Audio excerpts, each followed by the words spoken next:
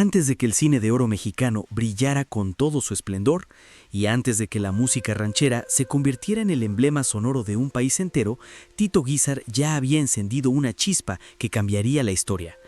Pero detrás del ícono, detrás del hombre que llevó el traje de charro a los escenarios internacionales, existía una verdad menos romántica.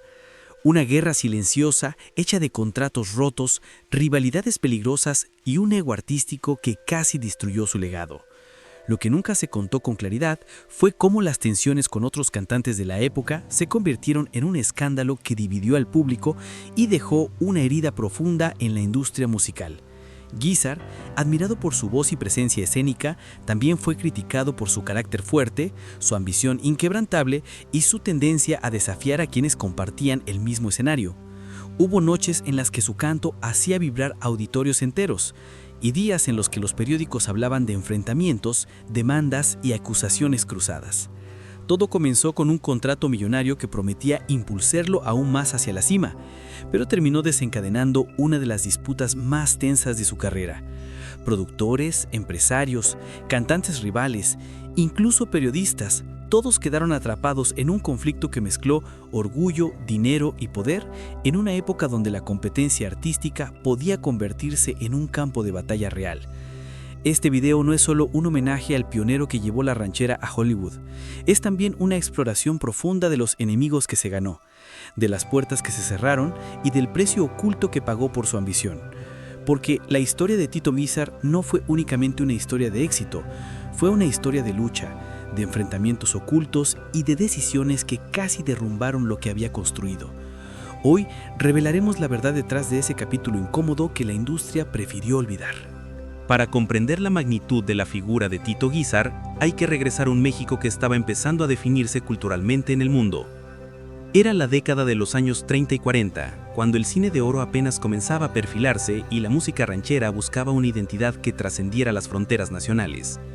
En ese paisaje en construcción, surgió un joven nacido en Guadalajara, portador de una voz lírica y una presencia escénica que desafiaba los modelos tradicionales de la música popular. Tito Guízar no era simplemente un cantante, era un intérprete formado en la disciplina del bel canto, un artista capaz de fusionar lo clásico con lo ranchero en una época en la que esa mezcla parecía improbable. Su llegada a la radio revolucionó la percepción del género. La ranchera, que hasta entonces era vista como una expresión rural, comenzó a sonar con una elegancia nueva, más refinada, más accesible para públicos urbanos e internacionales. La película Allá en el Rancho Grande lo lanzó al estrellato mundial. De repente, la imagen del charro mexicano se convirtió en el símbolo exportable y Tito fue su embajador más visible. Hollywood se interesó en él, productores estadounidenses ofrecían contratos y su voz cruzaba fronteras hasta llegar a Latinoamérica, Estados Unidos y Europa. Era, para muchos, la encarnación del México romántico que el país quería mostrar al mundo. Pero mientras crecía su fama, también crecía la presión.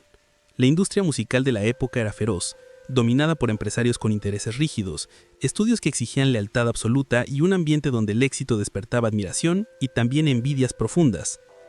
Otros cantantes de ranchera lo veían como un competidor directo, especialmente aquellos que se habían forjado desde la tradición pura del género y que consideraban a Tito demasiado refinado, demasiado teatral, demasiado cercado a los intereses extranjeros.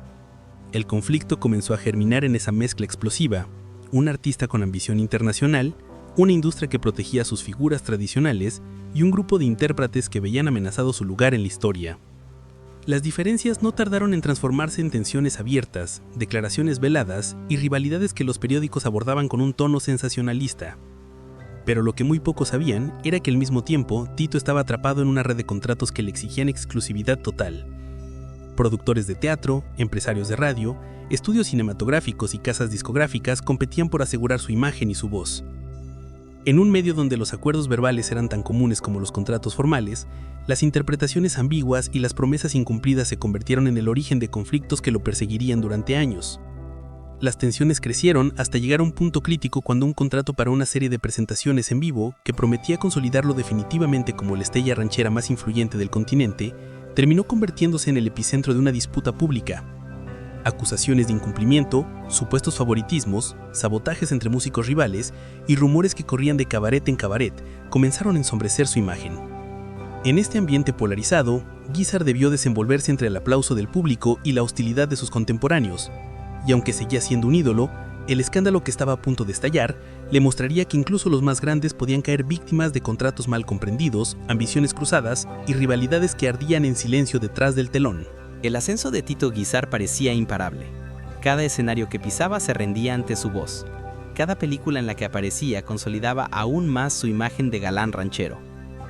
Pero conforme su nombre se hacía más grande, también lo hacían las tensiones que lo rodeaban. En los pasillos de las estaciones de radio, en las oficinas de los empresarios y en los camerinos de los teatros, comenzaban a circular historias que hablaban de un Tito exigente, orgulloso y decidido a no ceder terreno frente a ningún rival. El primer indicio de conflicto serio surgió cuando aceptó un contrato para realizar una serie de presentaciones exclusivas en un circuito de teatros de Estados Unidos. Era una oportunidad única que prometía internacionalizar aún más su carrera, pero también significaba abandonar temporalmente compromisos en México. Para algunos empresarios locales, ese movimiento fue interpretado como una traición comercial. Para otros cantantes, fue la prueba definitiva de que Tito aspiraba a ocupar un lugar que no le correspondía. Uno de los rumores más persistentes de la época decía que ciertos intérpretes tradicionales habían presionado a empresarios mexicanos para que bloquearan futuras presentaciones de Guízar si decidía regresar. No era una simple rivalidad artística, era una competencia territorial, una lucha por el control del mercado ranchero en pleno crecimiento. Y mientras Tito triunfaba en el extranjero, los resentimientos se acumulaban en casa. Cuando finalmente volvió a México, ya nada era igual. Los contratos que antes llegaban con facilidad, ahora venían acompañados de condiciones estrictas, cláusulas complejas y un ambiente de desconfianza. Su nombre seguía vendiendo boletos, pero estaba rodeado de murmullos, que había incumplido acuerdos previos, que cobraba cifras desorbitadas, que exigía privilegios que otros artistas no recibían. La línea entre verdad y rumor se volvió delgada, casi inexistente. El escándalo que marcaría su carrera todavía estaba tomando forma, alimentado por contratos ambiguos, promesas rotas y rivalidades que crecían como brasas bajo la ceniza. El conflicto que durante años se había gestado en silencio finalmente explotó cuando salió a la luz un documento que, según los empresarios afectados, probaba que Tito Guízar había firmado un acuerdo de presentaciones que luego decidió ignorar. La filtración cayó como una bomba en la prensa. Algunos periódicos lo calificaron de incumplido, otros de estrella difícil, y los más sensacionalistas insinuaron que su ego había superado a su talento. La respuesta de Tito no se hizo esperar. En una conferencia improvisada, con semblante serio y visiblemente cansado, afirmó que aquel contrato había sido manipulado y que jamás aceptaría condiciones que comprometieran su libertad artística. Sus palabras, sin embargo, no lograron frenar la tormenta. Los empresarios insistieron en que habían invertido grandes sumas de dinero en la promoción de sus presentaciones, asegurando que el cantante había priorizado giras más lucrativas en el extranjero. La imagen impecable del charro elegante comenzaba a mostrar grietas. Pero lo que realmente encendió la controversia fue el testimonio de varios músicos que desde el anonimato afirmaron que el conflicto iba mucho más allá de un simple contrato. Aseguraron que ciertos cantantes rivales habían presionado para que Guízar fuera vetado de escenarios clave, buscando debilitar su presencia en el mercado nacional mientras ellos consolidaban sus propias carreras. Uno de ellos mencionó que había reuniones privadas donde se discutía cómo frenar la expansión internacional de Tito, temiendo que su éxito opacara al de otros intérpretes considerados patrimonio del género. La prensa, fascinada con este juego de intrigas, comenzó a especular sobre alianzas, traiciones y negociaciones secretas. Se hablaba de llamadas telefónicas nocturnas, de amenazas veladas, de empresarios que cambiaban repentinamente sus decisiones tras recibir visitas inesperadas. Aunque muchas de esas historias nunca pudieron ser verificadas, contribuyeron a construir una narrativa inquietante alrededor del cantante, la de un artista talentoso atrapado en un sistema donde el talento no siempre era suficiente para sobrevivir. En medio de aquel caos, Tito se vio obligado a tomar decisiones difíciles. Canceló entrevistas, redujo apariciones públicas y se recluyó en su círculo cercano. Algunos amigos suyos contaron años después que ese periodo fue emocionalmente devastador para él, pues sentía que estaba luchando no solo por su carrera, sino por su honor. El hombre que había llevado la ranchera a Hollywood se encontraba ahora defendiéndose de acusaciones que ponían en duda su profesionalismo y su integridad. El momento más crítico llegó cuando un presentador de radio, famoso por su tono provocador, lo confrontó públicamente durante una transmisión en vivo. Le preguntó directamente si había utilizado su fama para obtener beneficios indebidos y si había manipulado contratos a su favor. Tito, sorprendido pero firme, respondió con una frase que quedó grabada en la memoria de quienes escucharon aquella entrevista. He sido leal a mi público, no a quienes quieren controlarme. Esa declaración marcó un antes y un después. Sus admiradores lo defendieron con pasión, mientras sus detractores la usaron como prueba de su supuesto desafío a las reglas de la industria. La polarización alcanzó niveles inéditos, y por primera vez, la figura de Tito Guízar se convirtió en un símbolo de resistencia para algunos y en un objetivo para otros. Lo que es innegable es que el conflicto no solo reveló fallas contractuales y rivalidades personales, también expuso un sistema donde la competencia podía transformarse en una lucha despiadada por el poder. Y Tito, con su temperamento fuerte y sus ambiciones internacionales, se convirtió en el centro de una tormenta que cambiaría su vida para siempre. Mirar hoy la figura de Tito Guízar exige una mezcla de respeto histórico y honestidad crítica. Fue un pionero, un intérprete que abrió caminos para la música ranchera cuando aún no existía un mapa claro para quienes soñaban con llevar la tradición mexicana más allá de sus fronteras. Sin embargo, su legado también está marcado por una serie de tensiones que revelan la fragilidad del éxito en una época donde la competencia artística podía transformarse en un juego de intereses, presiones y silencios incómodos. Como canal dedicado a comprender las sombras detrás del brillo, es imposible ignorar cómo las ambiciones de Tito se cruzaron con las de empresarios, cantantes y estudios que buscaban controlar un mercado en plena expansión. Su conflicto contractual no fue un hecho aislado, fue el síntoma de un sistema desordenado, donde las reglas se escribían sobre la marcha y donde cada acuerdo podía volverse un arma en manos de quienes sabían manejar la influencia.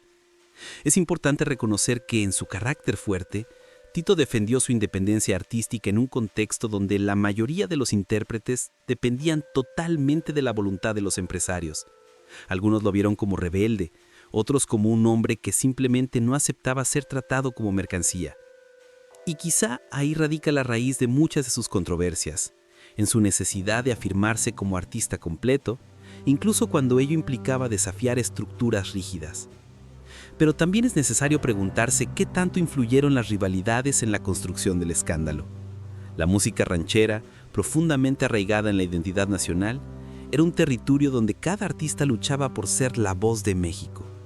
En ese campo, cualquier paso en falso podía desatar críticas y cualquier gesto de éxito internacional podía interpretarse como una amenaza.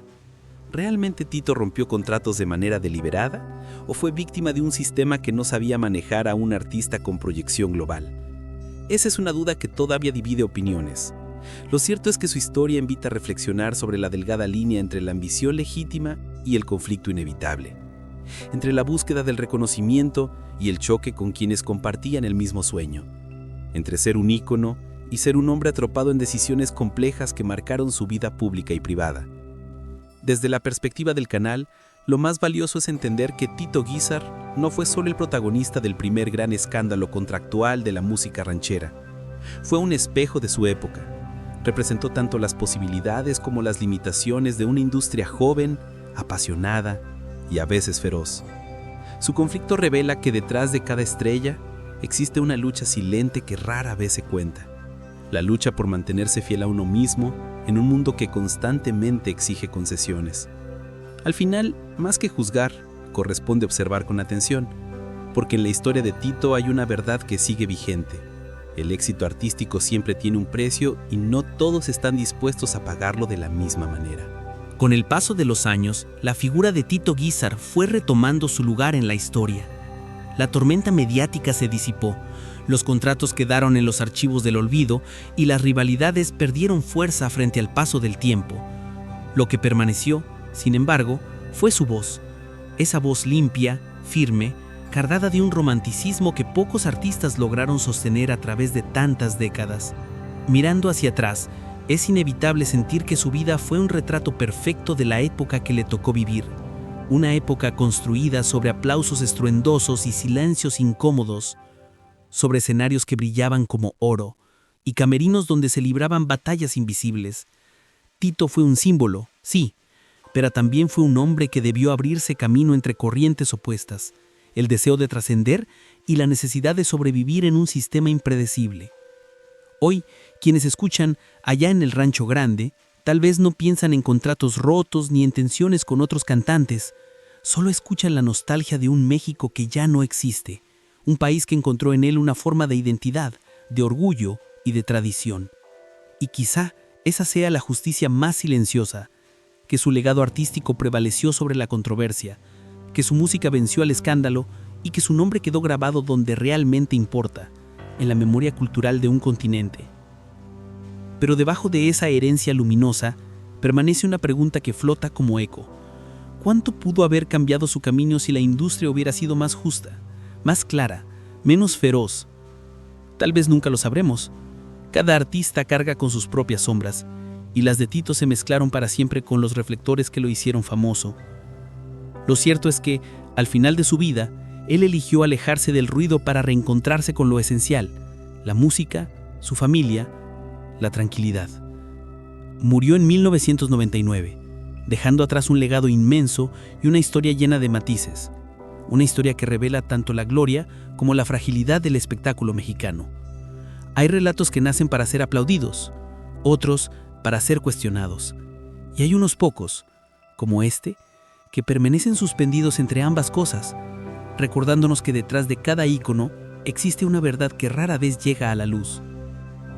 Algunas historias nunca debieron conocerse, pero ahora tú la sabes.